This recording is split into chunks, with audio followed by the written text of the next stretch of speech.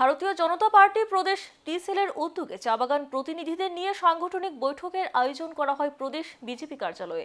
উপস্থিত ছিলেন বিজেপি প্রদেশ সভাপতি রাজীব ভট্টাচার্য, পশ্চিম ত্রিপুরা লোকসভা আসনের প্রার্থী বিপ্লব কুমার দেব, পূর্ব ত্রিপুরা লোকসভা আসনের প্রার্থী কৃতি সিং দেব বর্মন সহ আরো অন্যান্যরা।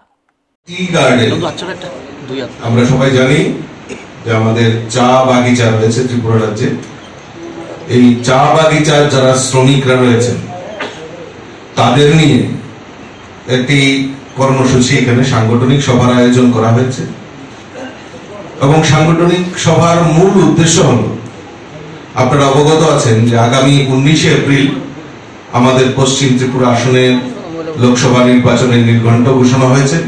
তার পাশাপাশি 26 এপ্রিল আমাদের পূর্ব আসনে লোকসভা নির্বাচন হবে।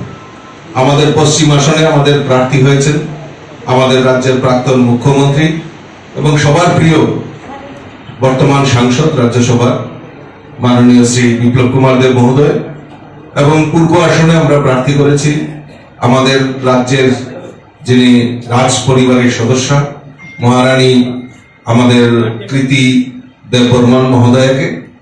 তো ওই দুইজনের সমর্থনে আমরা বাগান যারা পরিচালনা করেন, টি গার্ডেন যারা রয়েছেন, তাদের জন্য আমরা একটি সাংগঠনিক সভা এবং তারা কিভাবে আগামী দিন এই লোকসভা নির্বাচনকে সামনে রেখে মোদিজির গ্যারান্টির যে সংকল্প, সেই সংকল্পকে সার্থক করার লক্ষ্যে ওনারা বিভিন্ন জায়গায় কাজ করবেন, কি কাজ করবেন, কিভাবে যাবেন, মানুষের জন্য জনসম্পর্ক করবেন, সেই পরিকল্পনা করার জন্য আজকে সাংগঠনিক সভার আয়োজন করা।